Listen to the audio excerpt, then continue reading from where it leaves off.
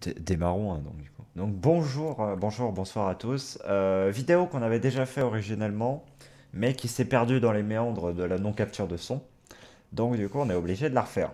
Voilà. C'est avec Jail justement une autre vidéo qu'on devait faire à l'origine, juste, enfin qu'on avait faite, qu'on avait filmée, Mhm. qu'on avait prévu, et qui au final n'est jamais sortie parce qu'il n'y avait pas le son avec. Donc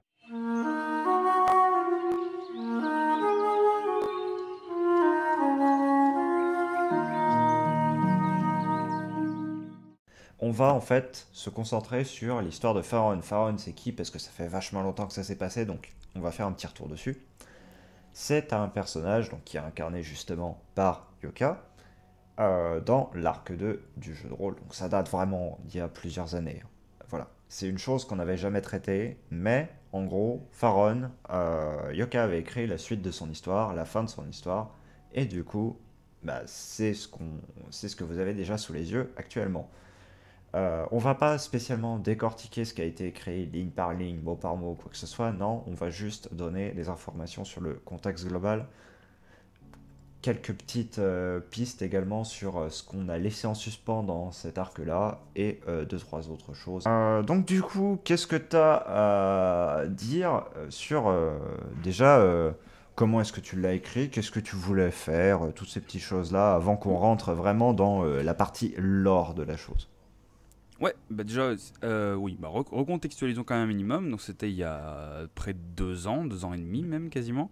Donc fin de la saison 2 d'Andaria, c'était le deuxième JDR qu'on avait fait ensemble et qui était pour le coup relativement long et qu'on avait pu suivre à peu près sur la durée. Étant donné que là on n'avait pas eu de soucis de coupure de perso qui se barrent en plein milieu et tout le merdier comme ça. Et on avait pu vivre l'aventure, sauf pour Erin du coup, mais Hmm. on avait pu suivre l'aventure du début jusqu'à la fin.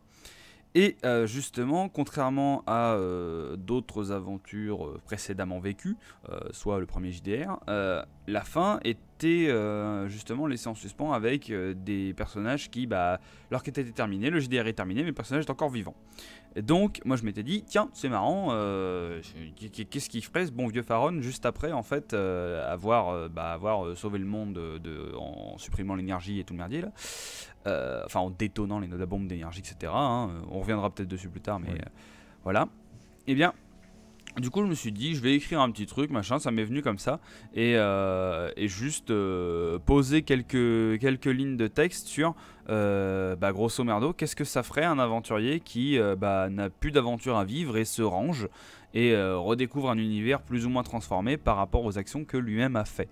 Sachant qu'en plus, on était laissé dans un contexte assez spécifique, étant donné qu'on était sur une île, il n'y avait pas de civilisation réellement en place, il fallait recréer la civilisation qu'on venait de quitter, avec un nouveau lieu, des nouvelles personnes, des nouvelles mêmes races, avec des gens qu'on n'avait jamais rencontrés, qui venaient d'ailleurs, qui avaient un mode de vie complètement différent. Et voilà, c'était un peu le truc de, on est arrivé sur cette île, on a dû faire ça dans le JDR déjà, et j'ai voulu pousser ça un peu plus loin par un petit texte. Alors le texte est vraiment pas très très long, hein, je me suis pas emmerdé à écrire des pages et des pages, on pourrait en écrire un roman si on voulait faire la suite de la vie d'un aventurier, mais j'ai juste voulu poser quelques éléments comme ça tranquillement, quoi. Je vais en plus essayer de faire ça en suivant un minimum le texte, hein. Bon là encore on va pas décrypter le délire, mais le but étant que si vous êtes en train de lire le texte qui est en même temps affiché sur la vidéo, vous puissiez avoir des éléments de réponse en audio direct, ce serait à peu près sympa. Du coup, au moment de la fin de la saison 2, on était donc sur le pic solitaire, si je dis plus de conneries normalement, je me Pic de souviens la plutôt bien. profanation. Pic Et solitaire, ça merde, pour le coup, connard. c'est un autre endroit, tout autre endroit sur le continent principal à Exnos. Là, pic de la profanation, on est sur une petite île située, Situé. située au sud-est De céréales. de Céral, effectivement. Voilà. Donc, pic de la profanation, hein, vous avez bien évidemment vu que je savais exactement de quoi je parlais. Eh bien, on était en haut de ce pic de la profanation, on venait d'ouvrir plus ou moins un portail vers les terriens qui faisaient le pont entre le monde de l'énergie et le monde physique, si je dis pas trop de bêtises, et de Euh, lui dynamiter une bombe dans la gueule. Voilà, globalement c'est ça, si ce n'est que le portail était déjà ouvert en soi, ça faisait partie de ces nombreuses plaies en fait qui restaient ouvertes. par association à ce qu'on peut voir dans Origins, ce seraient des portails qui resteraient ouverts en fait, et qui n'aient pas été ouverts par un mage ou par quelque artifice que ce soit, mais simplement une blessure ouverte de l'entre-deux qui se matérialise dans ce monde. Voilà. Donc, Nar, l'écho d'entre-deux-mondes, c'est bien Mm. celui-là. Du coup, on lui a dynamité une bombe dans la gueule, hein, une bombe, bombe, par le terme bombe, tu vas pouvoir décrire parce que je me souviens plus exactement ce qu'il y avait dedans, mais apparemment c'était balèze. Et qu'est-ce que ça lui a fait de se faire péter ça dans la tronche à ce pauvre Nar? Alors, déjà, on va pouvoir dire effectivement un peu plus sur la nature de cet objet-là. C'est un globe d'énergie d'environ 30 à 40 cm de diamètre, si vous voulez vous figurer la taille un petit peu de la chose. Donc on pourrait se dire c'est un objet assez inoffensif finalement face à une poche d'énergie complète. Mais imaginez en gros que ce soit un petit peu comme de l'antimatière que l'on mette en contact avec de la matière. Il y a une réaction explosive énorme, d'une énergie immense qui va se faire à ce moment-là. La nature même de ce qu'il y a à l'intérieur de la sphère n'est pas révélée dans le JDR, n'est pas révélée dans le débrief non plus que j'avais fait plus tard sur justement la fin de l'arc 2 et n'est pas non plus révélée nulle part en soi pour une simple et bonne raison que je garde encore ça secret. Mais ça, pour vous figurer juste une idée, dites-vous que c'est un équivalent de l'antimatière. Voilà. Dites-vous juste ça, c'est l'équivalent de l'antimatière par rapport à Nar. Nar, maintenant, justement, il s'est pris ça dans la tronche, on peut le dire. Enfin, il s'est pris ça en lui, du coup, et ça a explosé. Ce que ça signifie pour lui, bah, c'est sa mort déjà. Il cesse d'exister à partir de ce moment-là. Et en fait, cet espace qui était comblé justement par le corps de Nar, même si, comme on peut le voir dans Origins, hein, c'est pas quelque chose de plein, c'est quelque chose de caverneux tout de même. Un vortex d'énergie caverneux, dans lequel on a des déchirures, donc. Eh bien, à sa mort, donc à sa suppression, ce qui remplace cet endroit-là, c'est le vide. Mais un réel vide, c'est-à-dire une absence de toute matière. Et en gros, ça va mettre en tension toutes les poches qui sont autour, parce que Nar, en fait, c'est... Imaginez-vous que toutes les poches réelles, énergétiques, etc., sont justement des poches qui soient accolées les unes aux autres. Et entre ces endroits, vous auriez en fait Nar qui se glisserait un peu partout, qui en fait occuperait les interstices. Bah, si jamais vous supprimez toute matière à l'intérieur de ça, bah, nécessairement vous allez avoir un rapprochement des parois au fur et à mesure jusqu'à ce qu'elles se collent.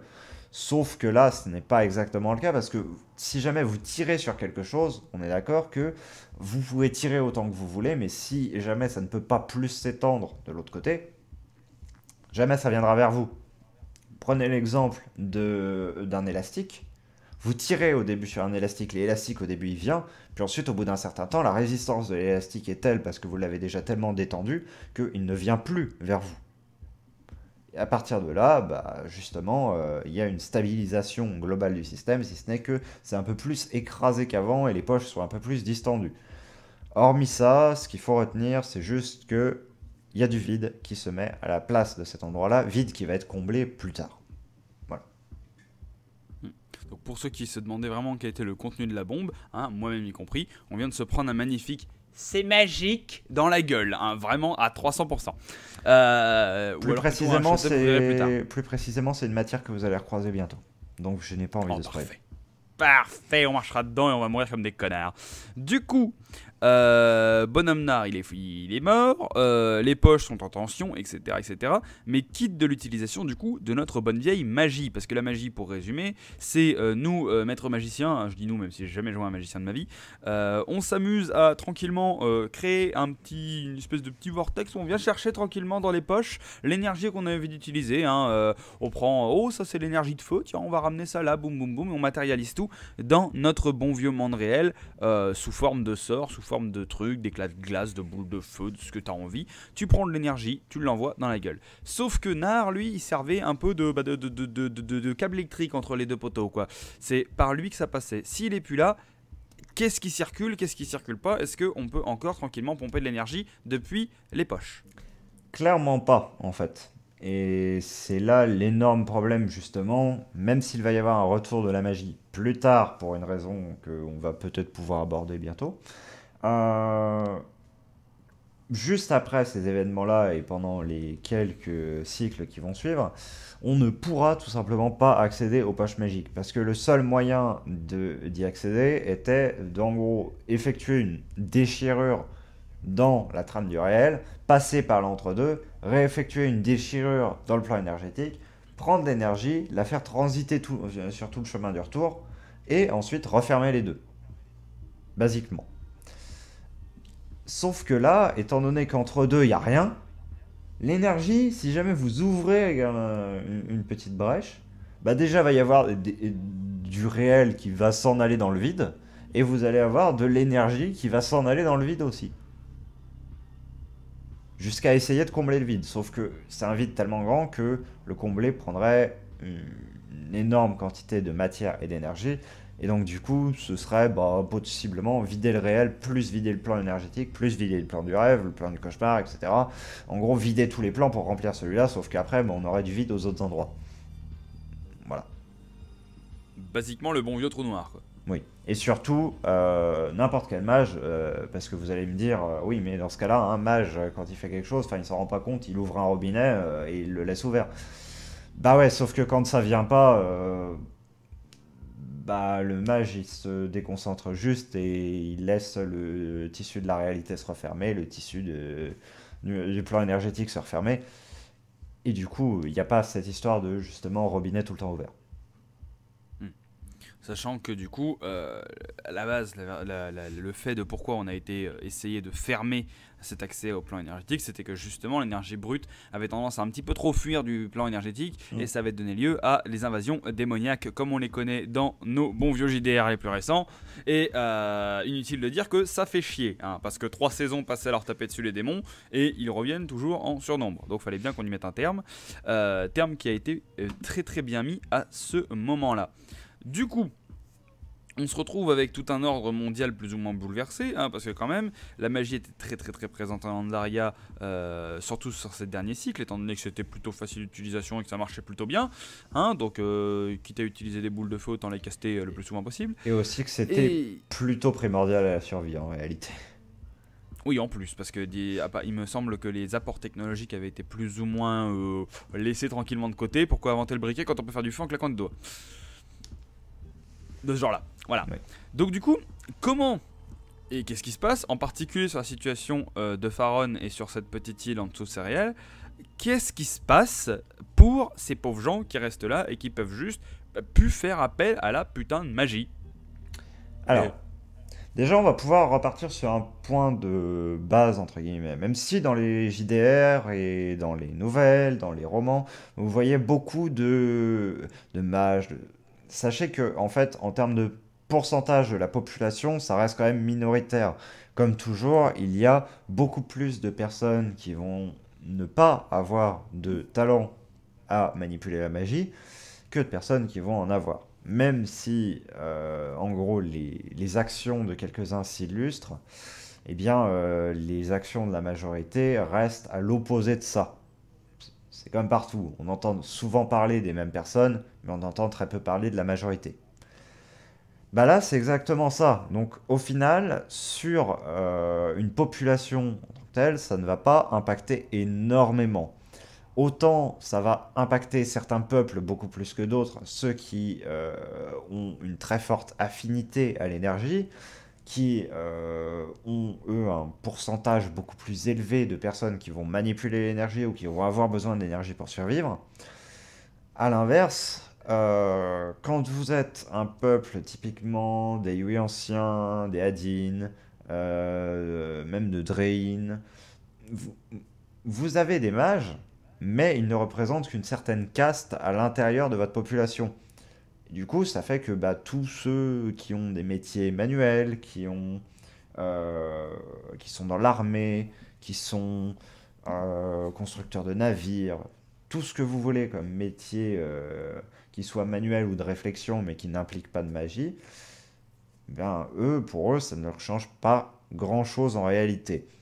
Le problème est juste que là où la technologie n'avait pas spécialement été développée, la magie aidait beaucoup dans ces situations-là. Et également, chose qui était développée depuis quelques cycles seulement, tout ce qui était côté technomagie, autrement dit, de la technologie infusée de magie pour la faire fonctionner. Par exemple, typiquement les moteurs, entre guillemets moteurs, hein, qui ont servi à faire transiter les navires depuis le continent principal à Exynos jusqu'à l'île de Phylos sur laquelle ont échoué nos héros de l'arc 2, eh bien, c'était pas simplement un moteur mécanique, c'était un moteur mécanique infusé d'énergie. Autrement dit, c'était l'énergie qui faisait tourner les rotors qui permettait de mettre en mouvement ensuite le navire. Voilà, et Mm. ensuite c'était un petit peu comme s'il y avait une batterie d'énergie qui se chargeait d'alimenter ça. Bah, toutes ces choses-là, toute cette technologie-là ne peut plus du coup être utilisée parce que bah, on n'a plus accès à de quoi la charger. Tout ce qui est petite commodité également d'utilisation de la magie bah, n'est plus disponible nécessairement. Et bah, dans l'ensemble, en fait, c'est une régression sociétale dans Mhm. son ensemble, dans le sens que toutes ces petites choses mises bout à bout, bah, ça fait que vous perdez une partie des arts, de la culture, de la connaissance.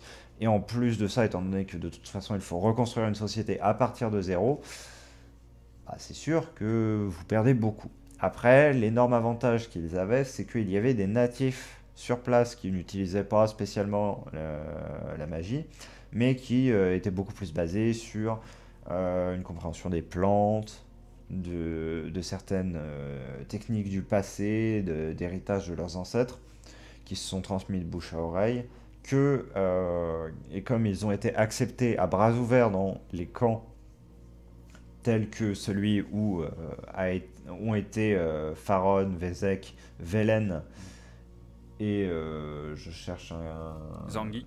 Zang, effectivement. Euh, bien, ils ont partagé leurs connaissances et donc du coup, de ce point de vue-là, la régression n'a pas été aussi frappante qu'elle aurait dû l'être en temps normal. Ouais, donc chez les colons, on va dire, chez ceux qui se sont expatriés, au final, ça s'est plutôt bien passé, Oui. entre guillemets. Après, si on parle au niveau plus global, parce qu'on peut lâcher quelques mots là-dessus, déjà, ce qu'il faut savoir, c'est que sur Aexnos, chose dont je n'ai pas du tout parlé, mais il restait des peuples. Parce que oui, il y avait des démons, oui, c'était infesté de démons, mais dans certains endroits reculés, restaient encore des peuples. Notamment, on a des Eridar qui se sont réfugiés dans les montagnes il y a fort longtemps, eux chassés par, à l'origine, la guerre de lune. On pourra revenir sur ça hein, dans une autre Évidemment, les vidéo. Eridar. Voilà. Et ces Eridar, du coup, comme ils étaient déjà camouflés dans les montagnes et qu'ils avaient appris à ne pas se faire détecter, ils ne se sont pas spécialement fait détecter des démons et ils ont seulement eu à gérer les quelques démons à chaque fois qui avaient le malheur d'apparaître bah, tout simplement dans leur sanctuaire.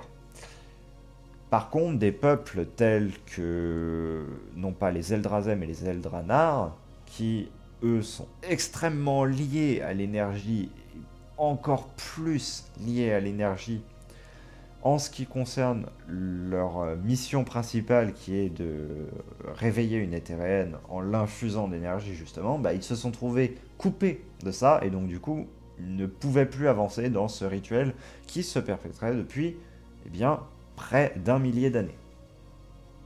C'est con. Voilà, C'est très c'est con. Les pauvres extrêmement gens, con. je les connaissais pas, je les ai jamais vus, mais c'est con pour eux. Oui. Sorry. Et voilà, là c'est le cas le plus frappant de ce que l'énergie a pu faire, mais il y a d'autres cas isolés, bien évidemment, à travers Mm. tout le continent. Je ne vais pas tous les développer ici. Je vous invite à aller checker le J-Doc du lore si jamais vous avez envie d'en savoir un peu plus. Voilà. Et puis d'ailleurs, j'imagine même, j'en pensais un peu à tout ce qui était technomagie. Dans la saison 1, même, je pensais au personnage de Jambon qui utilise des flingues une sorte de système de flingue, etc. S'ils sont encore d'actualité, parce que je relève vraiment du vieux lore d'il y a très Oui. très longtemps. Mais si cette technomagie-là était encore d'actualité, j'imagine qu'elle fonctionne pas du tout. Celle-ci serait un petit peu particulière dans le sens qu'elle fonctionnait à l'énergie brute. Oui. Oui, c'est-à-dire à partir du moment où il n'y a plus de démons, c'est foutu quoi. Voilà, c'est ça. Là, c'est juste la condition d'arrêt, Plus c'est il simple. n'y a plus de démons. Et voilà. C'est indépendant C'est en tout aussi soi simple. de ce côté-là de l'énergie. Sauf que, bah, de toute manière, les démons ont fini par disparaître quelques cycles à peine après Hmm. les... ces événements-là. Parce que, tout simplement, quand on les tue, ils ne revenaient plus. Oui. Du coup, c'est pas une Parce qu'ils ressource sont, inépuisable.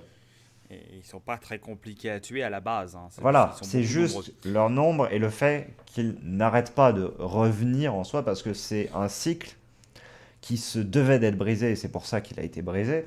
Parce qu'en gros, vous aviez la poche du réel, la poche de l'énergie. La poche de l'énergie, hop, il y a de l'énergie brute qui en sort parce qu'elle aime pas être contenue.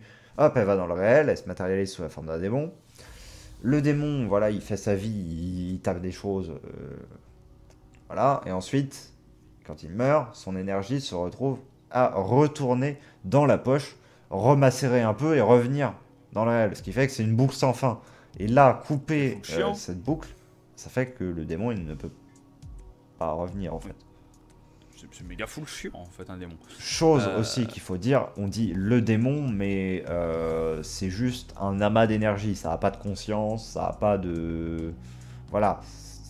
Les seuls démons qui ont une conscience, c'est quand ils ont été en quelque sorte parasités une autre créature.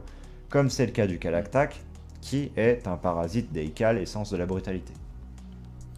Paye ton putain de parasite. Hein, ça fait un peu méga fat comme parasite. D'ailleurs, je me demande si, petite question à part comme ça, mais je me la pose pour moi-même. Je me demande s'il existe d'autres cas de parasites du coup.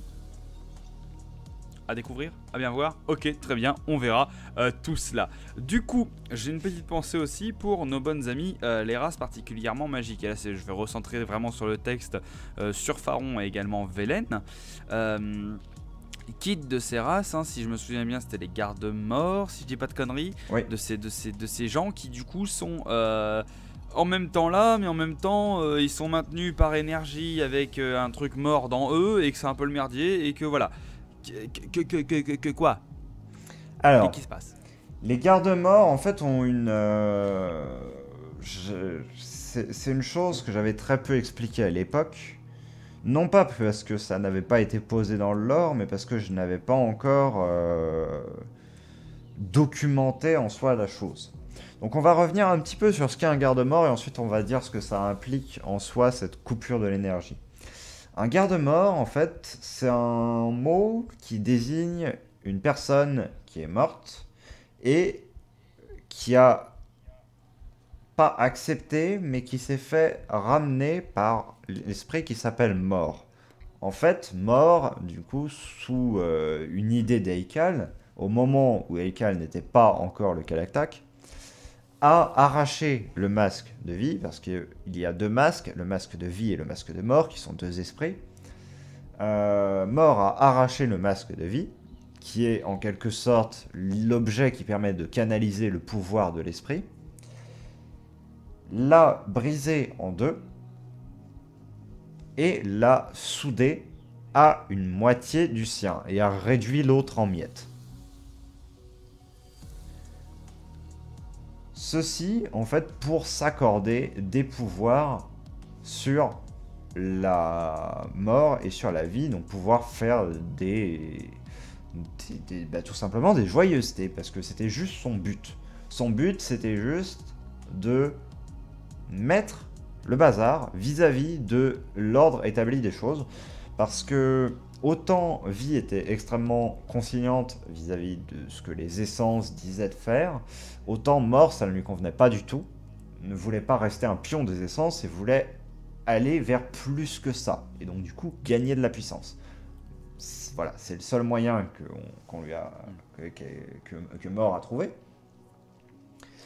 Donc, Mort se retrouve avec ce masque qui donne le pouvoir de bloquer l'esprit d'une personne avant que elle aille dans la Croféa. L'Acrofea, qu'est-ce que c'est? C'est l'endroit où se dissolvent notamment les esprits, mais pas que, et qui en gros réinjecte après dans les différentes poches l'énergie de cette décomposition. Donc, en fait, ça veut juste dire que ce qu'on fait, c'est que votre corps est mort, on réinjecte votre esprit à l'intérieur de ce corps, et on l'infuse d'énergie, une énergie qui va rester pendant un certain temps, mettons 80-90 cycles. Et après ce moment-là, bah, il n'y aura plus d'énergie dans ce corps et le corps s'effondrera tout simplement et votre esprit restera prisonnier à l'intérieur. Donc, en fait, qu'est-ce que ça implique d'avoir coupé l'énergie à ça? Bah, au final, strictement rien. Dans le sens que ça va pas empêcher les gardes-morts actuels de continuer à faire leur vie, entre guillemets, hein, vie, c'est relatif, tout simplement parce que c'est un petit peu comme si ça fonctionnait sur pile. C'est-à-dire, c'est mort qui a infusé d'une certaine quantité d'énergie, qui en gros, limite a dit, bah toi, tu vas vivre 50 cycles de plus, et du coup, bah voilà, il se retrouve à vivre 50 cycles de plus, et ça ne changera pas le fait d'être coupé de l'énergie ou non. Hmm. Et voilà. Et donc du coup, pour recentrer dans le cas de Faron, donc dans le cas du roi solitaire, qui lui avait vécu oh là là fucking milliards d'années, hein, il a été vieux le bonhomme. Ça veut dire qu'en fait c'est une erreur qui est inclue dans mon écrit d'avoir pensé que le lien entre le roi solitaire et Faron était coupé au moment de l'explosion de Na. Il n'y a pas d'erreur parce que effectivement l'origine du roi solitaire, je m'en souviens maintenant, c'est pas du tout le garde-mort. Aucun rapport, pour le coup. C'est ça. Parce qu'à la base, en fait, je suis en train de penser, mais à tout début, quand j'avais créé mon personnage, et là on revient vraiment aux bases de la création du perso, c'est que il fallait plus ou moins une classe, catégorie, machin, tout ça, et le garde-mort semblait être le plus approprié pour ce que je voulais, Oui, voilà, souhaitais faire avec mon personnage, et au final, Velen était particulièrement en lien aussi avec l'esprit du roi solitaire qui avait à l'intérieur de oui. mon corps en tant que Faron, et c'était vraiment le truc un peu chelou. Il y avait une frontière un peu entre le garde-mort et est-ce que c'en est un, pas un. Voilà, on n'était pas tout à fait au Lui clair. en était un, mais toi tu n'en étais pas un. Enfin, le roi C'est ça. solitaire n'en était pas un parce que, effectivement, il faut se replonger un petit peu dans l'histoire du roi solitaire. Qu'est-ce que tu sais de lui, tiens?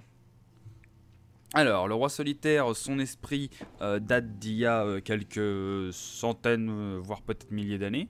Il est l'esprit d'une personne qui a vécu il y a très très très longtemps, dont je me souviens plus du tout le nom. Je me souviens même plus d'ailleurs de son histoire, remarque, je me souviens plus du tout de tout. Et qui a fini par atterrir dans une putain de forteresse dans laquelle j'ai trouvé une épée et voilà, et je me suis retrouvé possédé. Voilà, alors, je suis peut-être un petit peu raccourci, mais à la base, moi en tout cas, la façon dont j'avais imaginé le personnage incluait l'idée qu'il y avait un esprit ancestral qui squattait une forteresse et qu'en prenant l'épée, elle est venue enfin l'esprit est venu dans mon cerveau et que du coup j'étais devenu un schizophrène entre un humain et un esprit millénaire dans mon cerveau. Tout va bien. Oui. Mais effectivement, justement, tu as oublié, c'est ça qui est beau parce qu'on l'avait abordé quand on avait fait la vidéo la première fois. Oui. Mais tu as effectivement oublié d'où vient ce roi solitaire, d'où vient son esprit et quelle était son histoire. Donc on va revenir un petit peu là-dessus, même si ça va nous demander de faire un sacré bond dans le passé quand même. Et ça va surtout demander un sacré temps. Possiblement. On va remonter au JDR lutte fratricide. J'avais dit, hein. J'avais dit, ça remonte loin. JDR lutte fratricide qui se passe après la saison 2. Il se passe après en termes d'organisation IRL, mais en termes de date, il se passe à peu près 1000 ans avant. Pour ça que dans notre Voilà. tête, c'est pas très clair. C'est ça. À ce moment-là, donc le roi solitaire ne s'appelait absolument pas le roi solitaire, il avait un nom. Il s'appelait Zobek. Le trigger arrive en moi là, tout va bien. Mais ce qui est beau, c'est que tu avais déjà dit ça quand je te l'avais expliqué. Bah oui, parce que Zobek l'enfoiré, Zobek l'abandonnique, Zobek celui qui nous laisse tomber dans les égouts. Zobek le cruel, je sais pas quel nom on pourrait lui donner, Hein? mais... Mais non, mais c'est Suffraena ça. Ah oui, c'est Suffraena. Ah mais je sais même plus moi. Zobek, je sais même plus. Zobek, tu l'as même pas rencontré.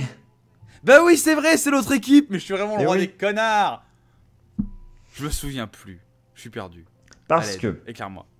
le fait est que donc Zobek tenait tout simplement sa forteresse, la fameuse forteresse du roi solitaire, et il régnait là-bas de manière totalement paisible et tranquille. Voilà. Jusque-là, aucun problème.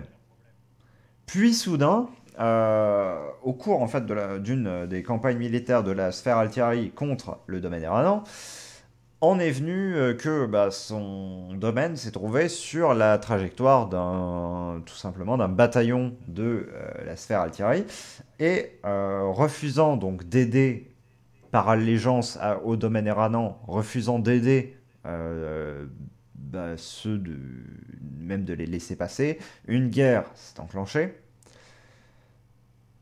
Le roi solitaire, Zobek, a perdu cette guerre. Son château s'est trouvé éventré. Et il s'est trouvé à détester tout simplement la sphère Altieri qui, sous ses yeux, avait tué, brûlé, pillé tout ce qu'il avait.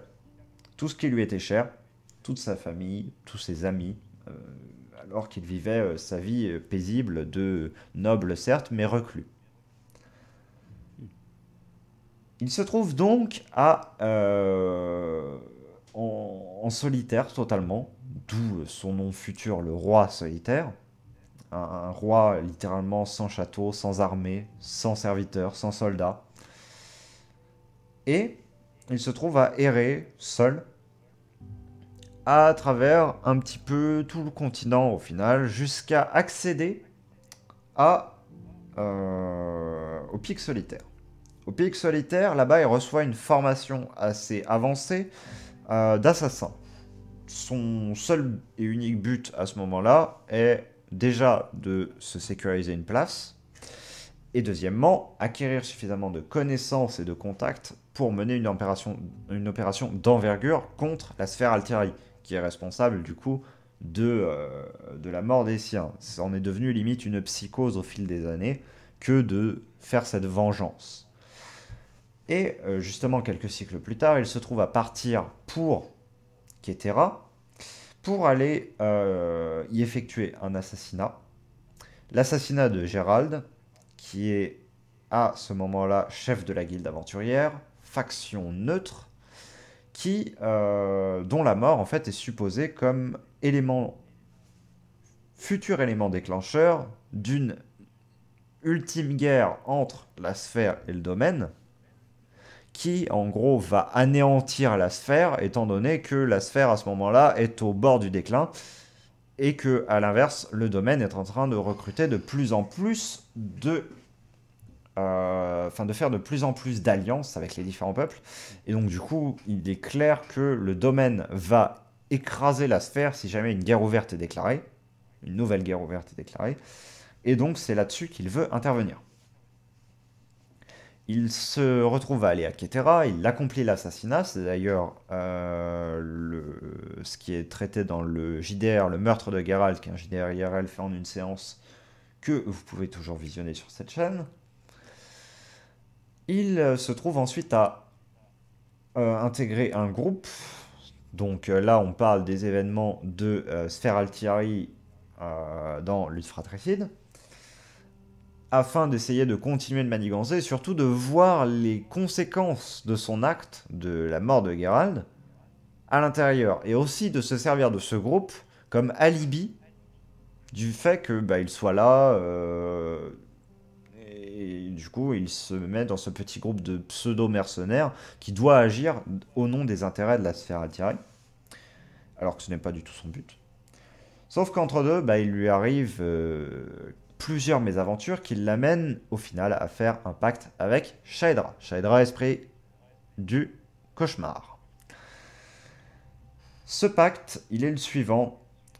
À sa mort, qui arrivera, et qui arrivera même rapidement, il ne mourra pas, simplement. Son esprit restera, son corps, lui, pourrira, mais son esprit restera, ce pour amuser Shaedra, en échange d'une échappatoire d'une mort atroce et douloureuse. Il accepte le En fait, pacte. Et du coup, c'est à sa mort. Donc, sa mort liée à un parasite d'ailleurs du cauchemar qui s'est inséré dans sa colonne. Sombre histoire hein, que vous pouvez toujours suivre dans Lutte fratricide. À sa mort donc, alors que d'ailleurs, chose amusante, il meurt aux côtés de Sufraina. c'est ça, c'est pour ça qu'il y a un lien.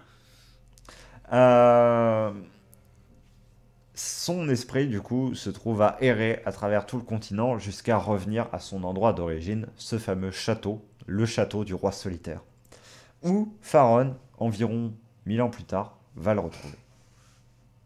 Hmm. Donc du coup, voilà, d'où mon délire avec Sufraina, parce que je savais que Solich était impliqué dans cette histoire. Je voyais déjà sa tronche, hein, dans un moment où quelqu'un meurt de manière complètement inadaptée, et ben c'est qu'il est dans le coup, hein, qu'il est pas loin, qu'il a poussé la personne à affronter un dragon grâce à un champ magique, n'est-ce pas, enfoiré. Voilà. Du coup, ça explique cela, ça explique du coup que l'esprit étant lié à l'essence du cauchemar, à partir du moment où l'énergie est coupée, l'esprit ne peut plus vraiment exister. C'est ça. En fait, il se retrouve. En gros, toute l'énergie qui fait que cet esprit se maintient n'est pas stockée dans l'esprit. C'est pour ça que les gardes-morts peuvent exister, c'est parce que l'énergie en Hmm. fait est stockée dans leur corps. Là, il Ouais, n'y a là où rien, il non, n'y a c'était un flux aucun continu. support physique. Voilà, là c'est un flux continu en provenance du plan du cauchemar. Sauf que si tu supprimes tous les liens entre les plans, pouf. Pouf, à plus de flux continu. Du coup, fin de l'existence du roi solitaire, mais contrairement aux gardes-morts qui eux dépérissent comme des cacas, Pharaon, lui, reste en vie. Hmm, Il reste en vie et tout va bien. Il a juste plus le parasite dans le cerveau qui est un esprit qui l'avait possédé pendant un moment. Mais bref, il n'y avait plus ça. Du coup, Pharaon se retrouve seul, et là j'en reviens plus au texte justement. Pharaon qui lui à la base, dans son lore, dans son histoire, est un chevalier qui a reçu des entraînements aux bases de la chevalerie, qui sont typiquement des bases assez nobles, de défendre les pauvres, défendre la veuve et l'orphelin, et protéger les gens bien, hein, contre n'importe quel bandit, voleur, etc. En sachant que, pour moi, dans l'idée, dans le lore en tout cas, tu confirmeras hein, bien sûr, les chevaliers sont plus ou moins une faction quasiment mercenaires, mais ils sont pas affiliés en fait à des cités ou à des choses comme hmm. ça. Les chevaliers est une faction mercenaire, mais qui suivait un code d'honneur assez strict et qui fait qu'en gros c'était des mercenaires, mais les mercenaires gentils, hein, pas les mercenaires qu'on envoie aller buter un type random ou des trucs comme ça. Non, non, eux c'était des mercenaires de protection. C'était en gros une garde privée, une milice privée avec des valeurs fortes de protection de ceux des plus faibles.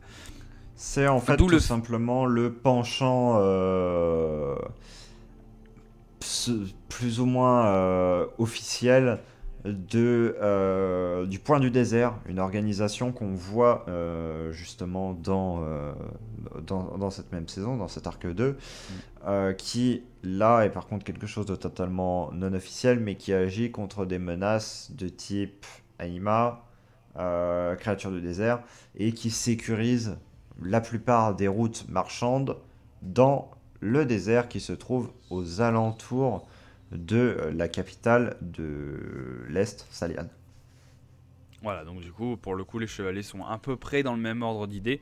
Après, eux, voilà, avec cette idée que c'est un petit peu moins chiant pour eux de rentrer dans une ville en mode bonjour, on est Voilà. tout à fait random, et ils sont bien plus acceptés par les autorités parce que justement, ils forment une force de défense, une force armée qui ne veut que du bien.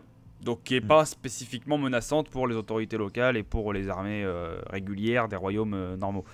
Du coup, Pharon, lui, bah, se retrouve privé du roi solitaire qui disparaît et se retrouve du coup à être le seul chevalier de cet ordre et de cet enseignement à rester sur un continent complètement nouveau avec des gens qui sont des random péons qui pouvaient aussi bien être des constructeurs de bateaux, des forgerons ou des pauvres paysans sur une île avec ses deux copains en vie du coup parce que Velen est mort sacrifié dans l'explosion de la sphère. Du coup à partir de là Non. il me semble que Velen était parti dans le portail et qu'il avait subi un vieillissement ultra accéléré. Et qu'il Oui, n'était pas il a revenu. subi un vieillissement ultra accéléré, mais il n'en meurt pas du tout. Ah, ou alors, non, qu'est-ce que j'avais mis? Ce qui me semble qu'il meurt très très vite. Oui, il meurt quelques années, quelques cycles plus tard, étant donné que il a subi un vieillissement accéléré, Ah oui, c'est vrai, c'est ça. effectivement. Mais toutefois, non, aucun de vous en fait n'est allé dans l'endroit au moment où l'explosion a eu lieu. Lui, il y a été avant, et justement, il est revenu en disant, j'ai compris des choses. Hmm. Oui, c'est vrai, j'avais mis qu'il profitait de ses vieux jours et qu'il avait ouvert un bar, ce qui me semble particulièrement cohérent par rapport au personnage de Velen d'ailleurs. Oui, Mais et c'était non. plus ou moins ce qu'il avait dit qu'il souhaiterait faire. Eh, comme quoi, hein, fallait bien. Mais attends, je le voyais mort. Moi, voilà, il se passe 2 ans et demi et je vois déjà des gens morts. C'est hallucinant. Je confonds tout le monde. Je me perds dans ce lore. C'est incroyable. Je sais pas comment tu fais pour réussir à garder tes pensées droites. Mon Dieu, quel talent. Du coup, partant de là, euh, recréation d'une civilisation et du coup bah, je vais te poser la question directement en fait, comment ça s'est passé, comment on recrée une civilisation qu'on a complètement quittée et qui s'est fait défoncer par des démons dans un nouveau lieu, dans un nouvel endroit où justement bah, y a rien basiquement, mis à part des chamans et puis des gens isolés. Effectivement, mais il y a déjà cette base-là, en fait, et pour le coup, c'est une chose qu'on pourrait se dire de prime abord que ce n'est pas du tout important. Or, ça a été primordial dans la réinstallation à cet endroit-là. En vrai, sans ça, s'implanter aurait été beaucoup plus compliqué. Parce que ce qu'ils ont fait tout de même pendant toutes ces années, c'est qu'ils ont maintenu des champs en activité, ils ont maintenu tout un système d'abri en activité, donc pendant tout le temps où il a fallu réinstaller, reconstruire des maisons, ce genre de choses, on pouvait quand même abriter les gens qui en avaient besoin. Par exemple, s'il pleuvait, pour éviter que les personnes soient malades, on pouvait les abriter quand même. Et comme on a pu le voir aussi dans cette saison, une partie des ressources culturelles de l'île avait été conservée dans ce genre de caveau. Et du coup, ont pu être exhumées et remises dans des bibliothèques en tant que telles. Et ça a vraiment fourni une base, et donc du coup, on va se retrouver à terme avec une culture hybride entre ce qui était resté sur l'île et ce qui arrive du continent, avec tout de même des érudits qui sont dans ceux qui sont arrivés du continent, qui vont faire de leur mieux pour retranscrire tous les savoirs qui étaient connus, et une population locale qui va apporter les connaissances techniques sur le terrain, ainsi que tout ce qui est théorique, mais relatif à l'île. Par exemple, les plantes médicinales de l'île, les phénomènes météorologiques assez particuliers tout de même, avec ce système de tempêtes notamment, et de saisons extrêmement marquées, qui est réellement notable. Et surtout, une population locale qui va pouvoir dire les points de danger et les points sûrs. C'est-à-dire, il y a des endroits sur cette île-là où on ne peut pas s'installer. Ou plutôt, on peut s'y installer à certaines périodes de l'année, mais aux phases opposées de ce mois de enfin, aux phases opposées à ces phases de l'année, c'est impossible d'y vivre. Dans le sens que vous avez une température clémente et 6 phases plus tard, vous avez des tornades de glace qui passent au même endroit. Oui, c'est le gros désert de glace en plein milieu de Voilà. l'île. Et c'est un système extrêmement cyclique. Donc, le fait qu'il y ait des personnes sur place, toutes ces choses-là, on peut les éviter. Et du coup, reconstruire une civilisation dans un monde inconnu, c'est déjà beaucoup plus facile quand une partie des paramètres sont connus et peuvent être transmis rien que par l'oral Oui. d'un peuple à l'autre. Du coup, certes, il y a eu beaucoup de travail de reconstruction à faire et ça prend plusieurs cycles, mais Mm. c'est quelque chose qui se fait quand même de manière relativement douce. Il y a juste au niveau technologique où on sent que c'est un bond en arrière parce qu'on était quand même dans Salian, limite capitale de la technologie sur Mm. Aexnos, cité la plus développée technologiquement parlant, et là on se retrouve en comparaison, limite revenir à l'âge de pierre en réalité. Mais néanmoins, déjà la première expérience de campement qu'il y avait eu précédemment, avant qu'il y ait cette émigration vers plus le côté sud de l'île, ça avait déjà donné des compétences et des connaissances de base pour reconstruire une cité. Et là, avec l'aide des natifs, des cités prospères ont pu être mises en place. Et le fait est qu'on n'avait pas non plus énormément de colons qui sont arrivés sur cette île. La majorité des colons sont arrivés sur le continent du dessus, Saïral. Et le fait justement qu'il y ait ce peu de colons, bah, ça permet quand même que le majeur problème de l'île, qui était la production de nourriture, n'en est pas un. Dans le sens que Oui, au si final, jamais il n'y c'était a vraiment pas pas, beaucoup. il y a pas beaucoup de personnes, bah, on peut quand même produire suffisamment de nourriture pour tout le monde. Ce qui n'était pas le cas et ce qui avait entraîné l'effondrement de la plupart des civilisations à cet endroit-là, ou leur exil au minimum. Hmm. Et bah là, ce problème-là ne se pose pas, du moins dans les premiers cycles qui suivent l'implantation. Et de toute manière, des navires par la suite vont être refabriqués et réparés pour aller, bah, par exemple, sur Serral, dont la route maritime va être découverte quelques cycles plus tard, et également revenir sur Aexnos encore quelques cycles plus tard, afin de participer à la grande reconquête d'Aexnos en tant que telle. Sachant qu'en plus, le continent, normalement, enfin, cette île regorgeait de quelques anciennes cités en ruine, il me semble, Oui, d'un peuple qui était là il y a très longtemps. Hein, c'était alors, je vais dire les hommes lézards, mais corrige-moi. les cils. Les Cils, voilà. Les Cils qui étaient là il y a très longtemps, qui avaient les cités en ruine ici, à ces endroits-là. Donc justement, et c'est là que je m'étais permis un peu de fantaisie les petits textes que j'ai écrits, c'est que du coup, j'ai attribué des rôles un peu aux personnages, en comparaison de ce qu'ils avaient fait. Faron, du coup, bah, je peux vous le confirmer, étant donné que je suis le joueur, je fais ce que je veux, hein, c'est moi qui dis ce qu'il fait dans mes hauts. Je ferai un jet si tu veux, mais en tout cas, il aura fait ça. Il aura justement essayé de retransmettre ses quelques savoirs en chevalerie et ses quelques enseignements qu'il a lui-même appris au peuple autour de lui, que ce soit les natifs ou que ce soit les colons avec lui, justement dans l'idée de pouvoir remonter une force de garde. Alors une force de garde évidemment pas spécialement contre les bandits du lieu ou les potentielles attaques de random péons, étant donné qu'il n'y avait pas spécialement de gens qui voulaient ta mort sur cette île, vu Oui. que bah, les gens ils étaient à côté de toi, donc il ne peut pas y avoir plus de monde que ce qu'il y avait déjà là.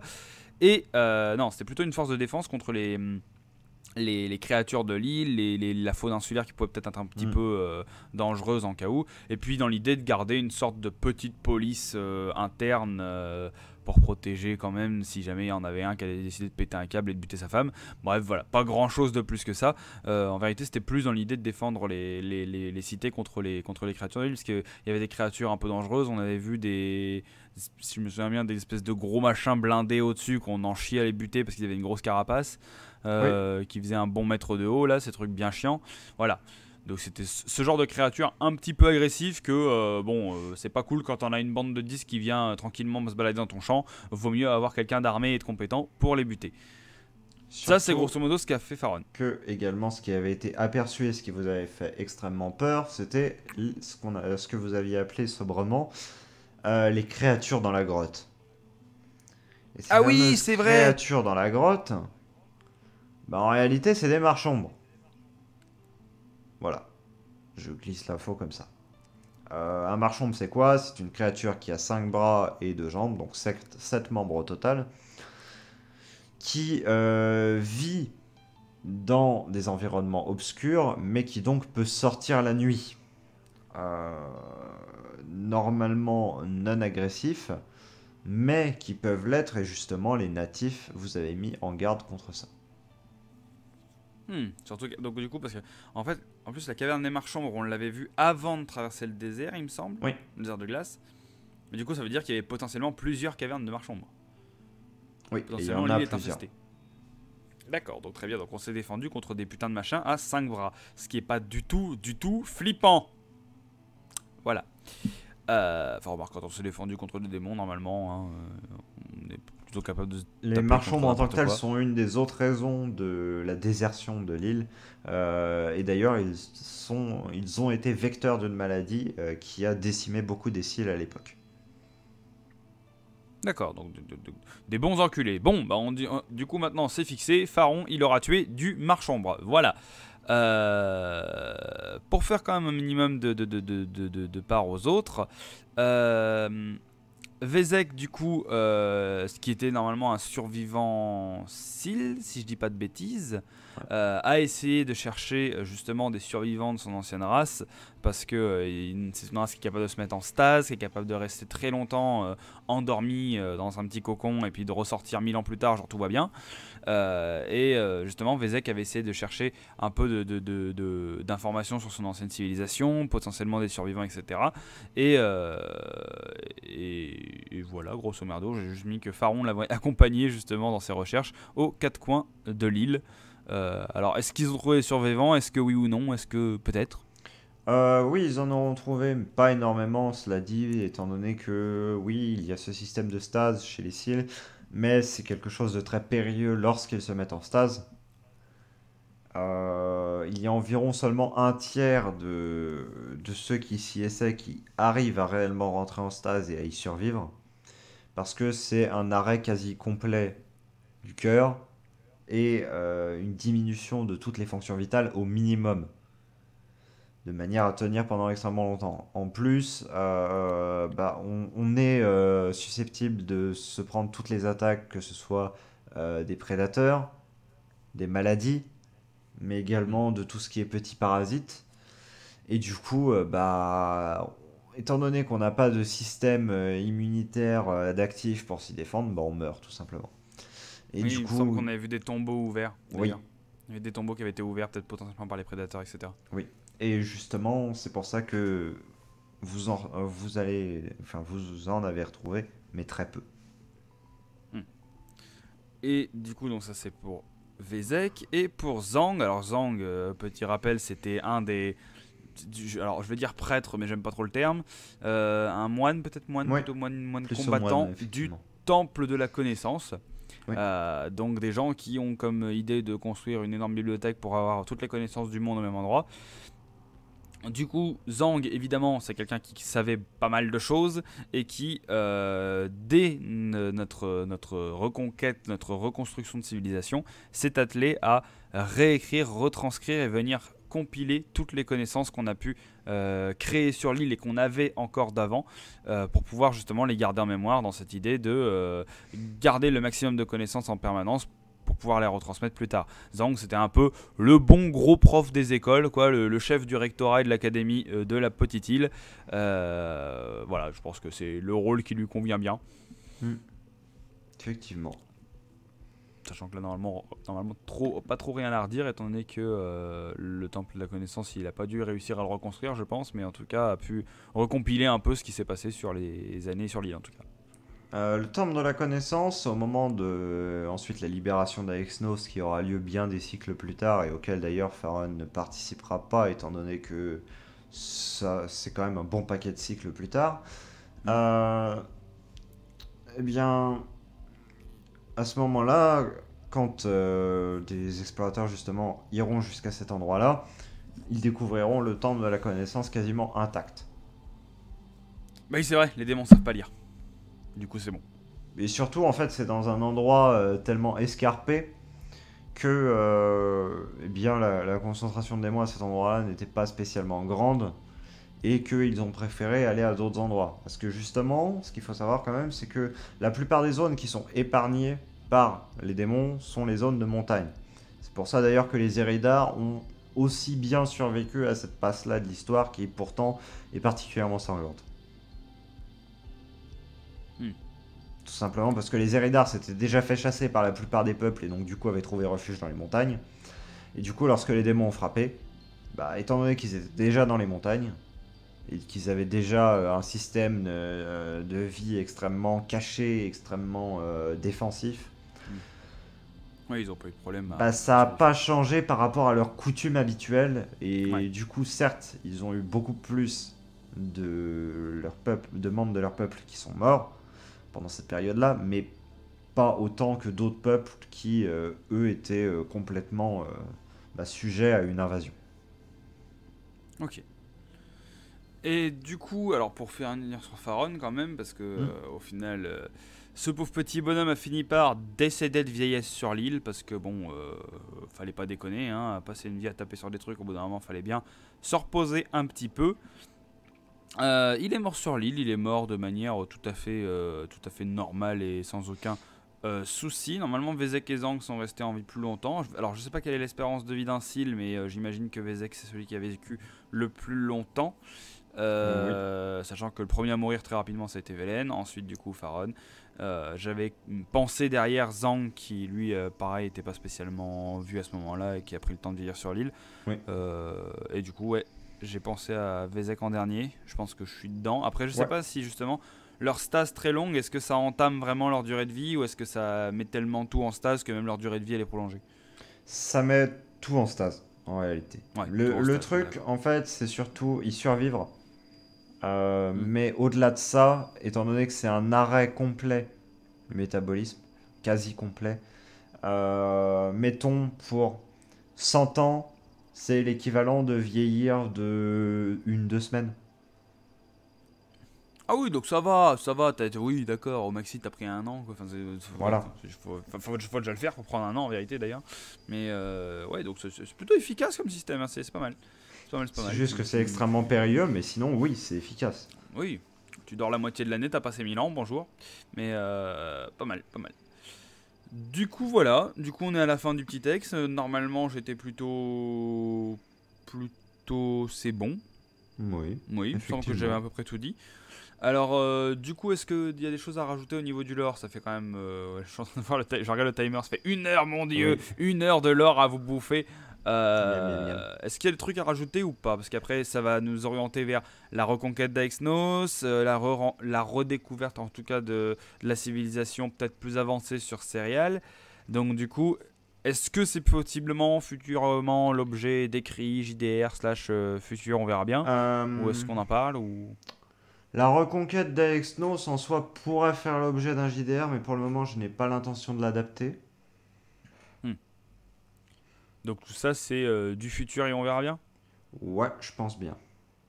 Ouais, et puis on va laisser les gens baver en mode oh, qu'est-ce qui se passe derrière? Déjà, allez vous remater la saison 2, hein, ça vous fera. Si jamais vous l'avez pas vu, rematez-vous la saison 2, parce que ça se trouve qu'en fait ça fait 1 heure qu'on parle et vous savez pas du tout de quoi on parle.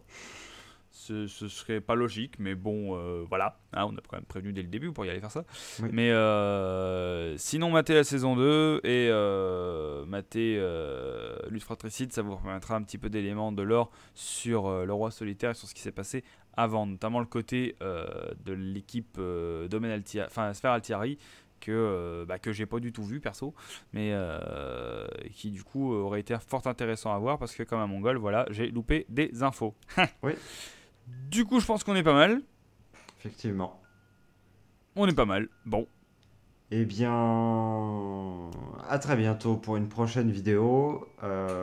N'hésitez pas à vous abonner pour ne pas manquer ce genre de vidéo, si jamais le format vous plaît. Je sais pas si tu as un petit mot de la fin. Non, bah, je dirais format un peu long. Si vous avez le courage de rester jusqu'au bout, c'est merveilleux. Mais c'est vrai qu'avoir des retours sur ce genre de vidéo, ça Ça- permet de nous améliorer. Hein, de nous améliorer. Parce que c'est vrai que du coup, quand on fait ce genre de vidéo, on a déjà eu l'expérience que c'était peut-être déjà mieux de les faire à deux et puis que possiblement un montage un peu plus dynamique, des trucs comme ça peut aider. Après on sait qu'on déblatère beaucoup de conneries, hein, notamment moi, à partir du moment où je suis là-dedans vous pouvez compter que le temps a triplé, mais on déblatère beaucoup de conneries et beaucoup de trucs, donc n'hésitez pas à nous dire si c'est peut-être un peu trop dense ou si justement on pourrait condenser ou si faites gaffe les gars parce que vous vous répétez vachement et puis 10 minutes sur un seul sujet c'est chiant. Voilà, des petits conseils comme ça peut toujours nous aider à nous améliorer et à essayer de cibler Très mieux clairement. pour les prochaines vidéos. Voilà, sur ce, on va vous faire des bisous et puis on va pas traîner, sinon ça va encore durer 5 minutes. Salut tout le Salut, monde, des salut. bisous et à la prochaine vidéo.